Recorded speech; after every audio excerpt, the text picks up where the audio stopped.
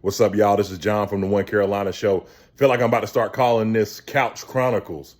This is me from my remote spot again, but I just wanted to tap in. I saw today that there was a question going around about the potential for a trade for Trey Hendrickson. And I don't think there's really a question, as far as like what we all believe. Like, I think every Panther fan that's out there would be like, more than welcoming to have the Trey Hendrickson trade happen. Now, as far as the numbers are concerned, it may be a little weird, but I got to thinking about something, and this is really the angle that I thought about as far as like how the trade would go down and everything. Like, while I do believe that number-wise it can make sense with the potential of, reworking some deals and things like that. I think we have something like $18 million in cap space. If I'm not mistaken, Trey Hendrickson's deal to get it done is probably going to be somewhere in the numbers. It won't be like Myles Garrett. Like, I know that he led the league in sacks, but it's still, there's a difference there, right? I don't think we can all agree with that. But I do think it's going to be somewhere in the Max Crosby range, right? And which is what, 35 million or something like that. So could be wrong on that. Correct me if I am. But if it lands in that, around that, amount, I was kind of looking and thinking like, okay, well, it is being mentioned that they are looking for like some, potential draft compensation, maybe a player as far as trade is concerned. And I was thinking about this. I was like, you know what? I believe that there's a possibility. Now, before you shoot the messenger, I'm only saying this because I remember I made this declaration, and somebody pointed this out to me on Twitter not long ago. Sent me a DM and was like, hey, bro, you remember when you said this? And I'm like, man, this is crazy, because I wasn't even really thinking that this would happen at the time. But I remember when we did the trade to get Bryce Young, right, to go up to number one. And at that time, many people thought like, okay, Brian Burns is the person that is probably going to be on the trading block or whatever, but it turned out to be DJ Moore. But I had mentioned in the video and got a lot of pushback for that, like, nah, DJ ain't going nowhere. You know what I'm saying? But for what they wanted to see at quarterback, anybody was expendable, right? Now, that ended up not being the best move to be made, because you let go of your number one receiver and you bring in a quarterback and don't really fill that spot. And so I think that they're going to want to do the same thing. You're not just going to let, man, there's only one season since 2020 where Trey Hendrickson didn't have over 10 sacks, right? And I want to say that was like 2022 where he had 8, or 2023, one or the other, right? But I mean, still 8 sacks, tons of pressures, like, he's the real deal. And you're just not going to let that walk out the door. Now, what I do think is that once they got Shamar in-house and they started seeing, the kind of reps that we saw, from practice and stuff like that, it was like, okay, well, we might be a little bit more comfortable, letting this go, because we might not pay him the big deal. He showed up to camp, going to try to, be a team player and, through this whole thing, even though he got the guys riding for him, Burrow even coming out, speaking on his behalf earlier in the offseason. So, like, he's got the full support of the team. But at the same time, like, Cincinnati Bengals are cheap. I ain't trying to take shots. I'm just saying what's real. A lot of y'all fans say that. So it's not something that I'm saying that you don't already agree with. But David Tepper is not. You know what I'm saying? But you still got to make it work.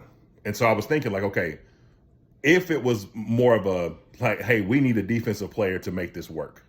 In my opinion, the only one that would make sense from a cap perspective would probably be DJ Wanham, just because you would save about $6 million in cap. The dead money hit would be about $2 million, I think. So you would get about a $6 million cap save. So you could possibly make that happen.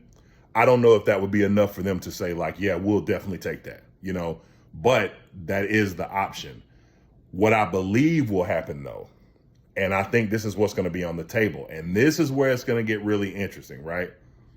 I do believe that there may be a young name or two out there, a player that, we really love, somebody that we wouldn't want to see, gone or something like that, that may be, it may be presented. So I'm only going to throw out some names. I'm not saying that I would do this, right? So I just want to be clear.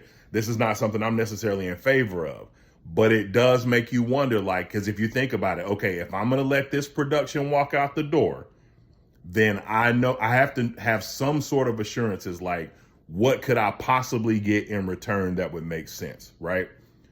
So a couple of those names might be guys like Corey Thornton, right? That they need some more depth at corner. We need depth at corner.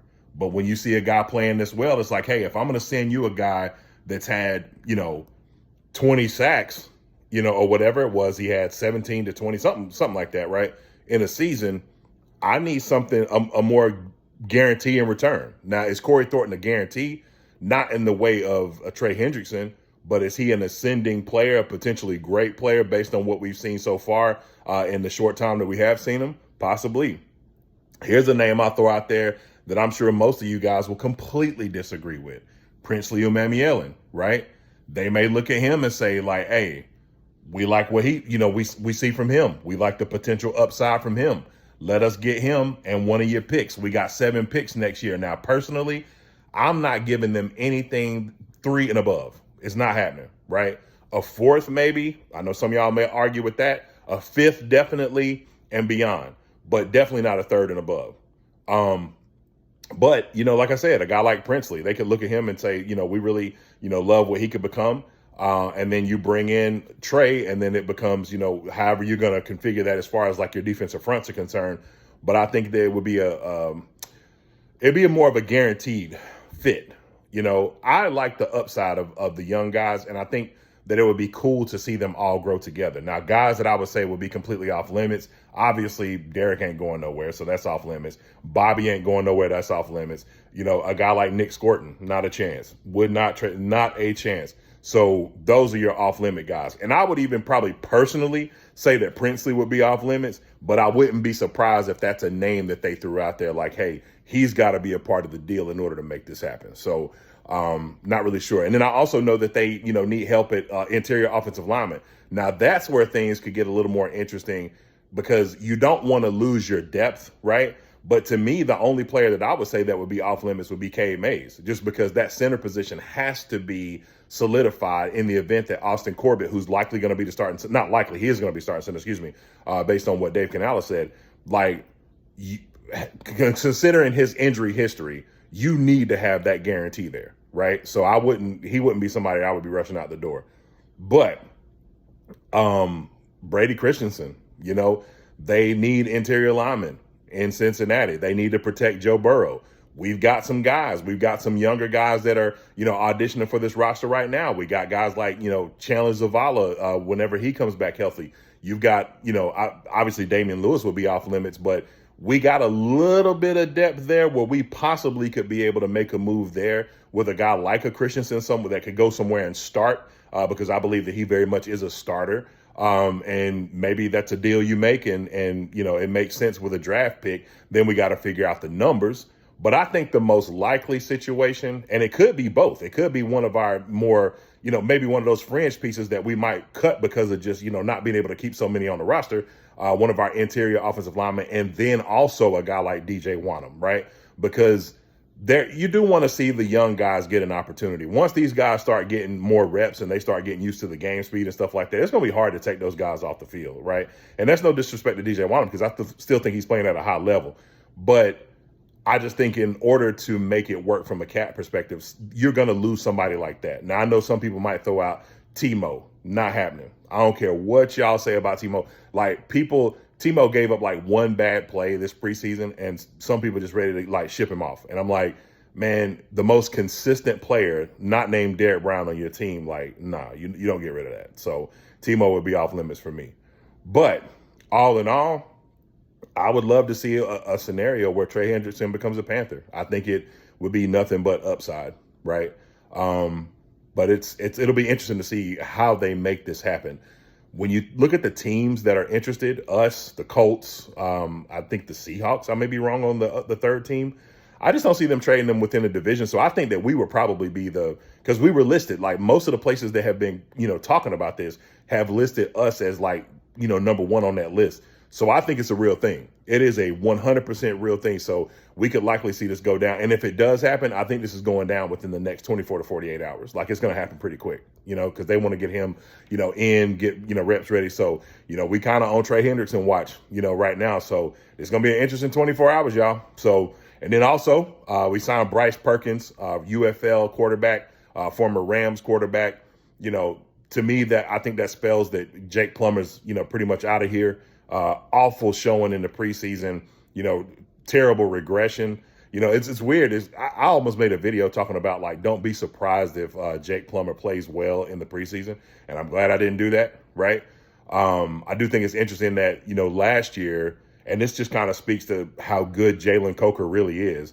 One of the longest plays from scrimmage that we've had in a long time, short of that Dallas game, and both plays were made by Jalen Coker.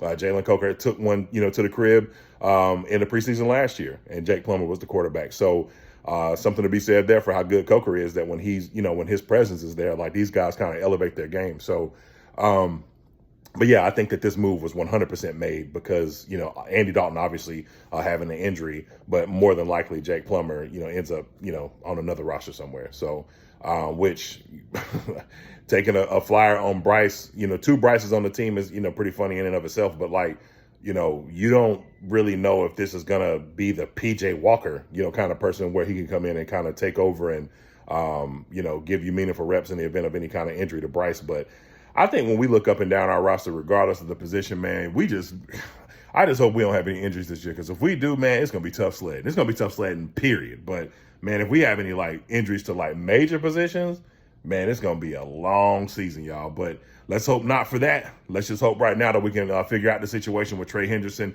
Either way, let me know what you think below. Make sure to comment, like, and subscribe. This is John from the One Carolina Show, repping, you always know, North Carolina, everything except for my bandwagon Clemson.